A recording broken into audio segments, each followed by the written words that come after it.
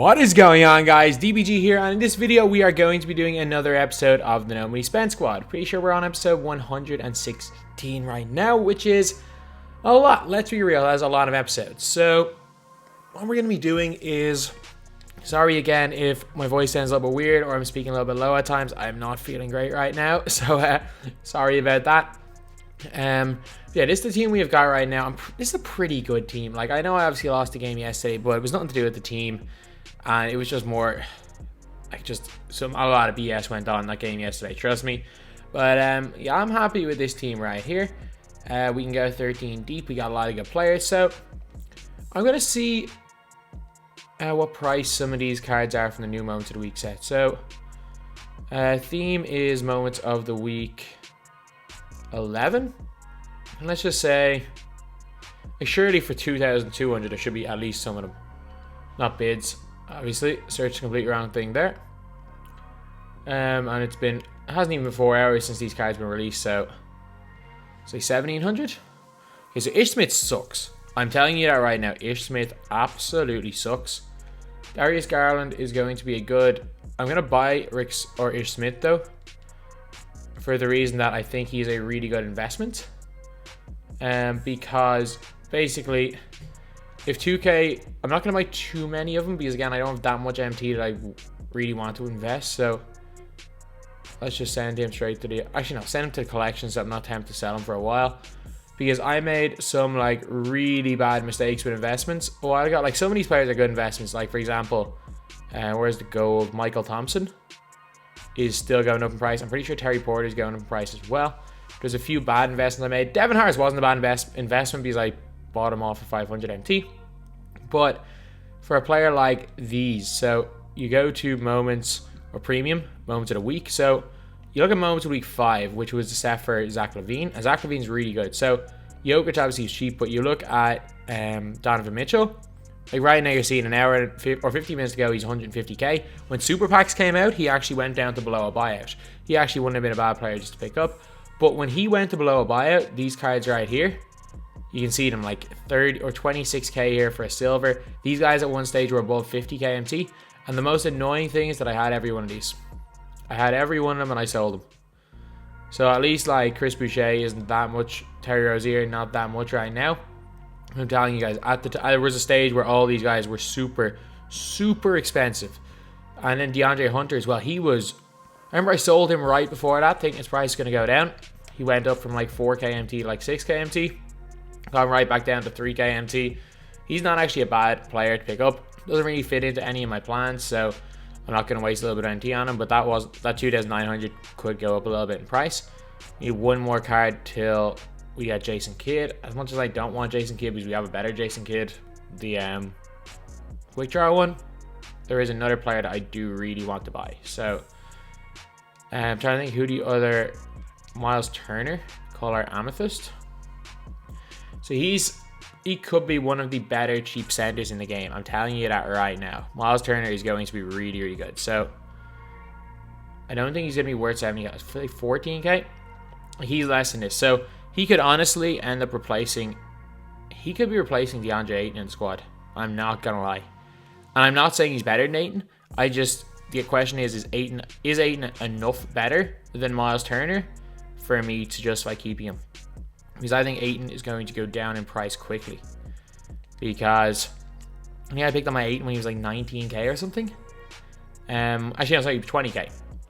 But if you look at this right now, DeAndre Ayton Diamond, he's currently there or thereabouts 40k MT. Like, I know, like, I'm not going to say he's not worth 40-ish KMT because he's really good. Like 37k, this is not a bad price paid for this card. But the thing is, if Myles Turner is even comparable, I'm going to be selling Ayton and picking up Turner. So Dirk's a player I don't really like, so he's going to go out of squad. But let's compare the two of these guys. So Myles Turner has got, well, there's 2-inch height advantage. Obviously, Ayton is that little bit taller. 7 Hall of Fame badges compared to 3. Although Hall of Fame Intimidator is probably better than the badges that Ayton has. Let's be real. He's also got Hall of Fame Rim Protector and Hall of Fame Post Move Lockdown. 23 gold badges. Defensive leader. Unfortunately, he doesn't have any shooting badges, which Ayton does get. Like, Ayton does get like catch and shoot. Difficult shots doesn't matter at all, to be honest. And catch and shoot is quite a big one. and also like obviously turning its back 10 punisher as well, and they both get quick draw. Obviously Ayton is the better card. Like even shooting wise, Ayton shoots the 3-ball better. Mid-range is kind of similar. Obviously ball handling and passing, Ayton's better. Defensively, Myles Turner's better with much better perimeter and interior defense. Speed wise, Ayton is way faster. Ayton's a little bit faster laterally, and Ayton is a fair bit stronger. So again, I'm not going to argue that he's a worse card than Ayton because he's definitely better than DeAndre Ayton. But the question is like, is he enough better to have 40k tied in Ayton when I can sell Ayton, get an extra 40k, get even closer to getting the Hakeem Olajuwon, and then being able to just use Myles Turner as my center, especially because I've already gone 12-0. And I do think that I will end up selling all these cards as soon as the tournament happens on the 18th. So other players in this set are, so we've already got 3 of these. I don't necessarily want Melo. Like, yeah, I know it could be good to use Melo, and I might just go and use them for the fun of it in a game tomorrow. But like Kuzma, like 86k. Who is bidding 86k on, like, Kuzma is, whatever about Kuzma, his release, from what I've seen, his release isn't good. I'm telling you this right now. This is the worst defense card in the game. 67 perimeter, 61 interior defense. I'm going to be comparing him, actually no, so he's not as bad as bronzes. So I'm going to be comparing him to some gold cards. So obviously not as good. Like, he's a way worse defender than Millsap, way worse defender than Thaddeus Young. He's barely a better defender than Ryan Anderson or Emerald Scalabrine. Like, this guy has the defense of an emerald. He's a worse defensive player than Sapphire. Actually, Sapphire AK is not a good comparison to use. Someone that's kind of bad at both. Like, he's a worse defender than Ruby Nemanja Bjelica. Like, look at this. Like, there's no defender worse than him that's like above a Sapphire. It's crazy. It's actually crazy. Like, he can't guard anybody. And I said it in my Jokic gameplay my Jason Tatum gameplay, when things weren't going well in Triple Threat. I was like, if you're playing as Kuzma, all you have to do, especially if they're playing at the 4, is just back him down in the post and you will score every single time. Like, that is literally it. And as much as people don't want to admit it, that's literally all you have to do in Kuzma. CP3 is actually not a bad card, but again, not worth anything around 50k. And let's see what Tatum is. Like 300k for Tatum. I'm sorry, I like the card. He's not worth that. He's not worth that. So we've got the player. We've got one investment. We've got 2 players that we kind of like. So I'm going to replace Exum. Even though I do like Exum, I'm just, because he's a new player, I'm going to use him a little bit. And let's hope that I'm up against a weak opponent. Because he can definitely, Darius Garland will be able to hold his own. I can guarantee you that. He'll be able to hold his own if the guy we're playing is bad or doesn't have a great team. And then obviously we're going to be using Garland, and I'm going to start with Myles Turner as well. So anyway, yep, that is pretty much the team we're using. Now let's go into the hot zones. Actually, no, we're going to go over the stats first, then we're going to go over the hot zones for these guys. So 1 Hall of Fame badge, 29 gold badge. We're going to go over them quickly because obviously we have gone over them in a video earlier. Got downhill, quick first step, stop and go. He's got basically everything he needs except clamps, and not only does he not have clamps, he's got a good 3-ball, not a bad dunker, got decent ball handling, he's got awful perimeter defense. That's not a great one there. Terrible steal rating. Got unbelievable speed through ball acceleration, great lateral quickness, he's got great stamina, he's got decent ball or good ball control, can shoot the ball well, has a driving and tendency of 80 with a 70 rating, so he's going to be like a better Devontae Graham, but at this stage in the game, I don't know how effective that is. And Myles Turner, as we went over, he can play in the post, he can shoot the ball, he can block shots, he can rebound, and he's not that slow. So anyway, yeah, that is pretty much it. Now let's go to the hot zones and release for these 2 guys, then we're going to get on to the game. So Darius Garland's hot zones pretty much everywhere outside the 3. Release is really nice. Again, as I said, anything anyone's ever said about Devontae Graham, you can literally just say that same thing about Darius Garland. His jumper is going to be nice. He's going to be able to hit some deep shots. He's going to be able to burn people off the dribble with that 95 speed. Snatch back seems to be quite good. And obviously, he's going to dunk a little bit, but he's not going to dunk too often. Like, he is still on this side, so unless you're going in with a full head of steam, he's not really going to dunk it too much. But yeah, he should be quite good. And again, I'm telling you, if 2K gave this card clamps, this would be like Kyle Lowry 2.0. I'm just waiting for the day when we get range extender, quick first step, and clamps on a Ruby card. Like, that day is coming, lads. That day is coming. Whether it's, I'd rather see it on a wing than on a point guard, because we've got enough good cheap diamond point guards. There is no amethyst wing that has got range extender, clamps, and quick first step. And also there is, well, if you don't count the on waiters, also there's very few cheap diamond ones. Like the cheapest diamond one of all these players is the Eddie Johnson card, and he's not cheap. Like, he's still 40k. Whereas at least for the point guard position, you've got some like elite ones that are less than 30k, like Larry and the Jet Terry. But yeah, so that is pretty much it. Going to be a good card, but will 100% be exposed if the guy knows how to play NASCAR. Or actually, no, if the guy knows how to hold the sprint button, he will be absolutely exposed. So anyway, now it's green 1-3. That's not great right there. Got to get better at releasing with him. If I do want to use him consistently, definitely got to get better at releasing. And that's a long 2. And now on to Turner. So Miles Turner, we all know what he's all about. It's the same every year. Like, yeah, sure, his post game's all right. And I remember, was it 2K18 when he was his gold card was just ridiculous. I don't know if it's 2K18 or 19 when he had a gold card where it was like he had like a 75 3 ball. He had a really nice release. He also had like an 80 something block and a decent post game. He was like the perfect center to use, and he was like a gold start of the year. I can't remember if that was 2K18 or 2K19. But Miles Turner, like, as you guys can see, the release is nice. Even on the move, that release is nice. So he gets open for 3 off pick and pops. He's going to hit that shot quite consistently. He's probably going to be an 18 level shooter. Maybe a little bit worse from mid, but from 3, he should be an 18 level shooter. He's got a decent amount of speed. While he's not 7 foot tall, which is a little bit of a problem, you know what, he shouldn't be the worst rebounder in the world. Not too small to work as a center position. Like, it's not like he's 6'9" or anything, but yeah, I'm not going to say he's going to be a complete game changer, but you know what? He might be solid, and all you really need in this game is a bunch of players that are solid and can hold their own, because, again, one of the big things is making sure you don't blow your whole MT for players that are going to deflate in price. Like, I can guarantee you there is going to be some sort of deflation on DeAndre Ayton's price. All we need is a new prime set. For example, if they release new prime set players on Friday, and I'm trying to think of a player that would push down the price Ayton.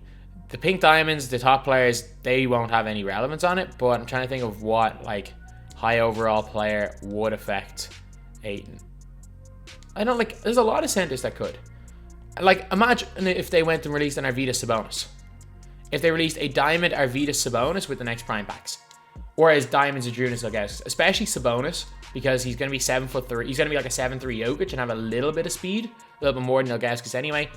People are going to be looking at DeAndre Ayton as kind of yesterday's news. While I still don't think those guys will compete with the likes of Hakeem and stuff, Ayton, which are the next level below, I don't think are going to be quite as good anyway as if they do release someone like a Diamond Sabonis, which I'm pretty sure they released Diamond Sabonis pretty much was this week last year, wasn't it? It was either Sabonis or Ilgauskas. One of them was like this week last year, and the other one was 2 weeks later. I can't remember which was first, but anyway, now it's just green 1-3. And come on, I was green everything earlier. What's wrong with my releases? Come on, lads. Now they're late. This is getting bad. This is actually getting really bad. Now let's get on to the game. So we're playing against Gary Payton, Levine, Butler, Blake, and White. Gary Payton actually brings nothing on offense, so that's not the worst matchup, him on Garland. But Garland will not be able to get... Oh, yeah, I won't be able to get many shots unless they're off picks. Dwight's a fine matchup for Turner. Blake matches to Blake. Hito matches to Hito. And Vince matches to Levine. Obviously, Blake and Blake are the same player. Levine and Vince Carter. I think Levine's slightly better, but his preference, they're basically the same card, except I think Levine's animations are a bit better. Hito is just like a slightly worse Butler. And then the bench, his Hakeem is going to be tough to deal with on the bench. But his Chris Bosh having to match up to my Giannis, we should be okay. Okay, 21 delay. At this stage, since they haven't patched 21 delay and it's been probably more than a month of me using it, I can't see them actually ever patching it. Right to the basket. We're playing NASCAR right there. We just turboed past the guy with gold clamps. Nothing else to do that other than just holding down the turbo button. We can always go under screens on Gary Payton. It's fine. If he is going to start taking me one-on-one, we are kind of screwed. Like, I know it kind of worked out there, even though I got the score in the end. The problem is that Like, if they do start going one-on-one at Garland, I'm going to have to take him off.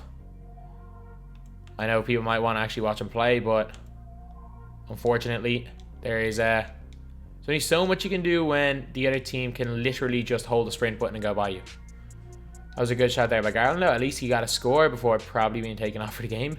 But if he just keeps attacking me with Gary Payton, I'm going to have to take him off. That's a terrible shot.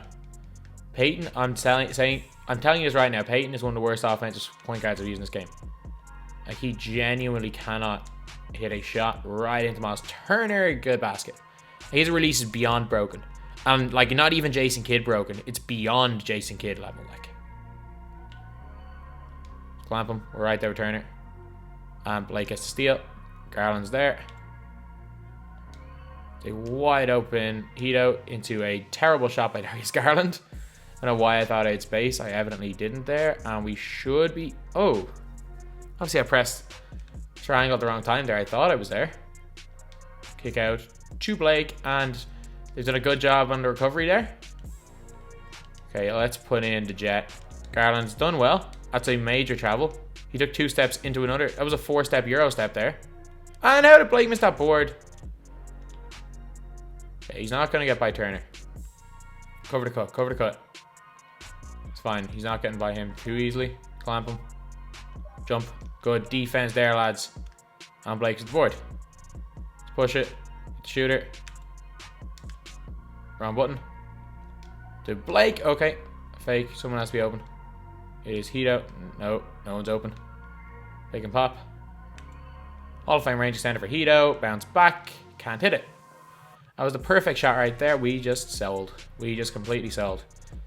Oh, wow. Butler's on a score. That is a terrible release right there. From a terrible, terrible card. Put up the hook. That's a good shot there by Blake. Let's go. Like a 9-6 lead to start the game. And I don't think I've done anything particularly good so far in this game. So hopefully we're all right. Especially because he's putting on Hakeem now. Who's, not going to lie, a lot better than Dwight Howard. There's no real help there. Good layup there by Blake Griffin. There we go. Like, as soon as we put Giannis on the floor as well, we should be okay.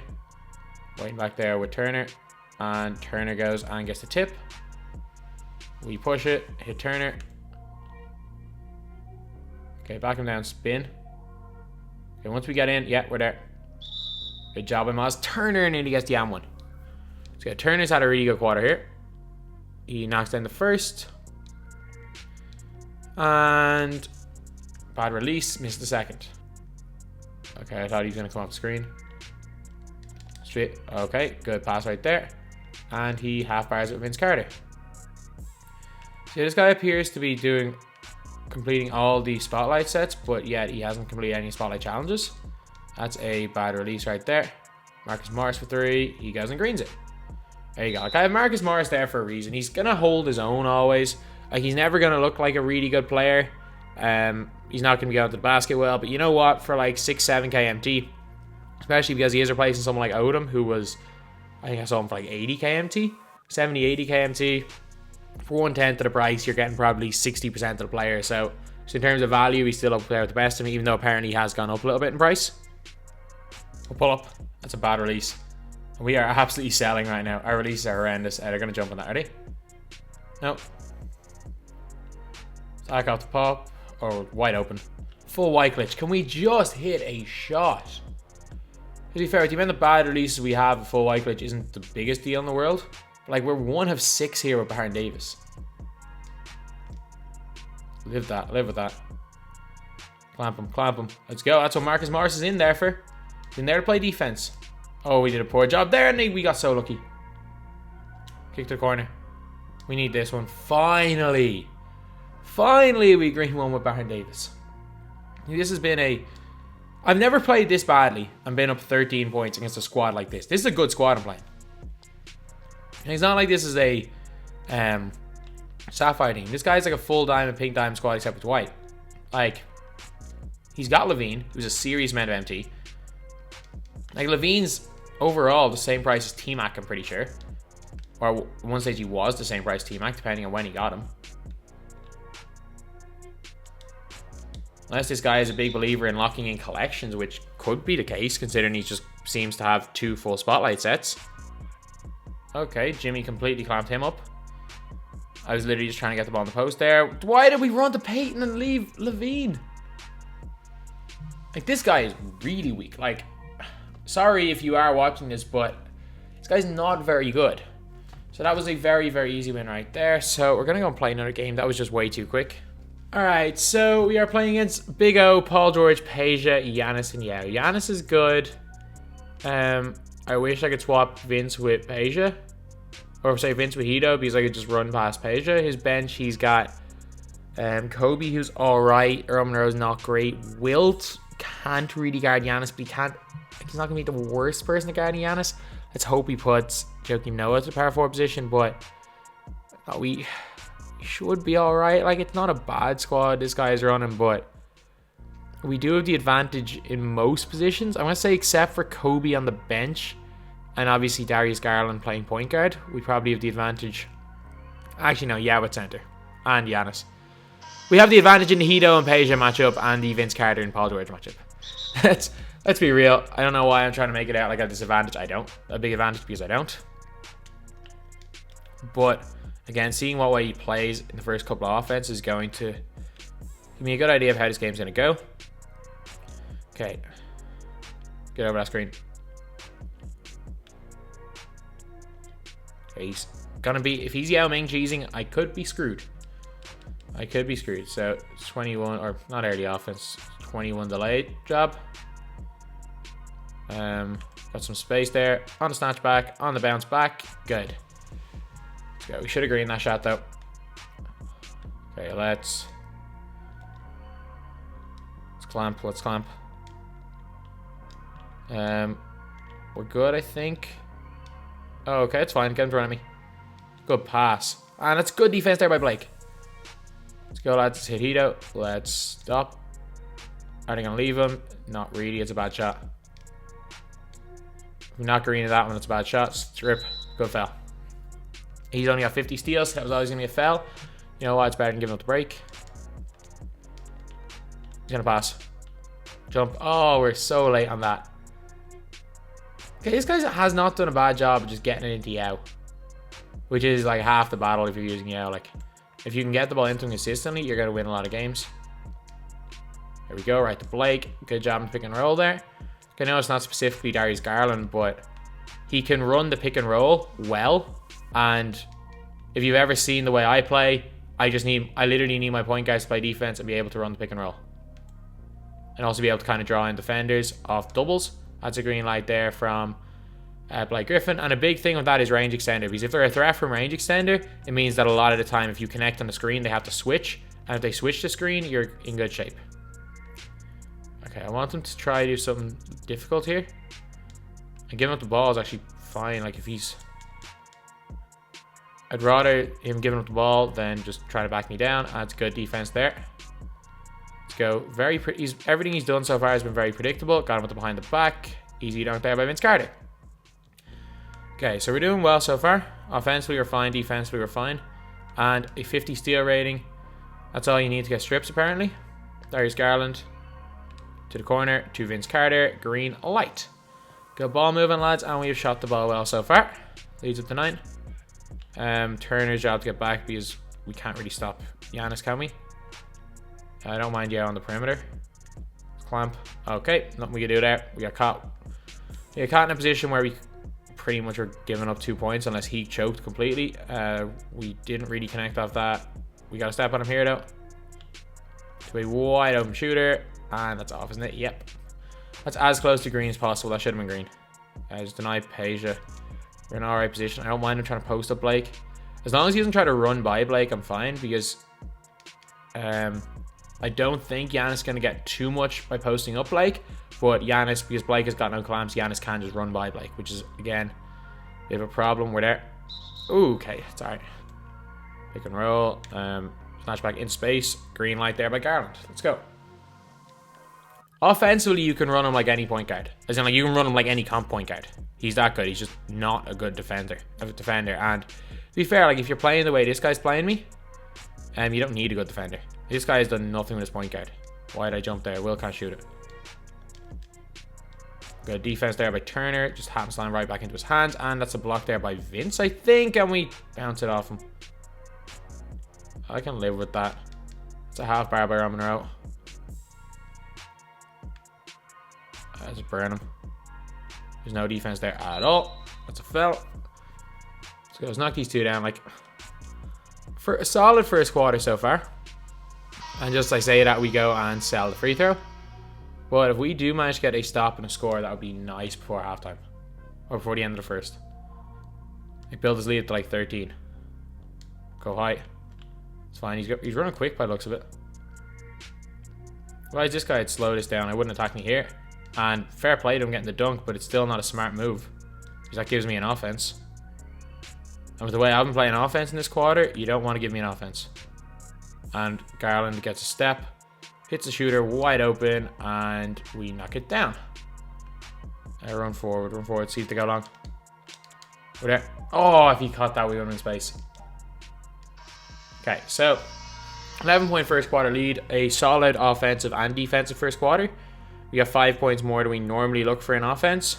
And we also held them to less than we normally look to hold people on defense. So just get the bench in. And also, I don't really want Dr. J in the game. Marcus Morris in there.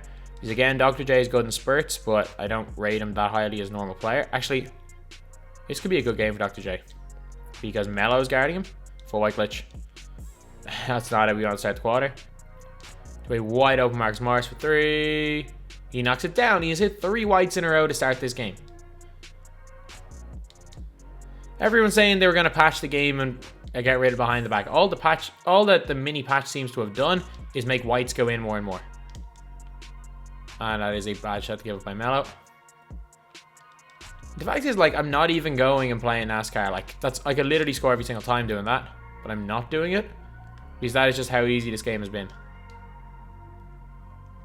against a really good squad. Like, don't get me wrong, this guy's squad is definitely better than mine. I don't think it's significantly better, but it's definitely better. Okay.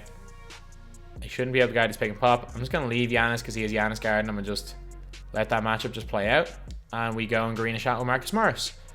He's now got his 10 point of the game here. There we go. Easy knock there by Giannis. Against a guy like this, like, there's definitely worse. I've definitely come up against much worse players than this guy here. His team is quite good. But the way this guy's playing, for me to go and lose this game, it would take me reverting back to 7-game losing streak 2K17 DBG, where I literally used to lose 50% of my games. So it would take me turning back into that DBG to lose this game. Step on him. Kick to the corner. That's a 3, and that is green. It's all good though. Again, this is double scores. It's not like this is a nail biter here. Another green light there by Garland. Putting your bronzes on the floor just makes all of this less fun. Like, he's taking all the fun out of me eventually dropping 100 points in this game if he's just running his bronzes. So lads, yeah, this game got out of hand and out of hand quick. Like, funnily enough, obviously this guy did use bronzes, but he's been trying. He's been trying this entire fourth quarter. Until that 3, he'd only hit 4 points. Like, I've literally been just turboing past the whole game. Let's dribble this out, and it's an easy 60-point win right there. Okay, so in the end, we got the easy win there. There's no point even going over the stats. But Darius Garland, again, offensively, he can compete with anyone. He's Devontae Graham. Devontae Graham, he's literally Devontae Graham, but he's way cheaper. Offensively, he can literally compete with anybody. Can hit threes, can go to the basket, can handle the ball, can pass it. There's nothing he can't do in offense. He's just has no clamps, and I'm sorry, but having no clamps is a deal breaker for any sort of elite squad. A really, really good player. Like, that's this crazy thing. It's like Darius Garland is a beast, but no clamps for a guard means he is just straight away that little bit away from the elite squad and is being replaced in this squad with Dante Exum. Like, if you could add badges to players this year, like, remember why last year you could add badges to players? If you could add badges to players, I'm telling you this right now, I would have sold Jason Terry. I would have sold, I'm trying to think, I don't even have any other expensive point guards. I would have sold Jason Terry and put in either Garland or Jamal Murray as my point guard. Actually, no, because you can put badges on players. So Dante Exum with Limitless. That would be my point guard. And then my backup point guard obviously would be Baron Davis. And then other cards you would have is like a limitless Clamps Penny Hardaway, who'd be insane. Like, the amount of just cards that are just not very good. Like, a quick first step Clamps Markelle Fultz is a beast. So many cards in this game. Like, if you could add badges, would be incredible. But the truth is, we can't. So, unless you have certain badges, you're pretty much worthless in this game. And that is the unfortunate truth about my team. People are saying, why do my team players always want a player with clamps? Like, because if you play the 1, 2, 3, and a lot of the times even the 4, if you're coming up against Giannis, if you don't have a player with clamps, they can't play.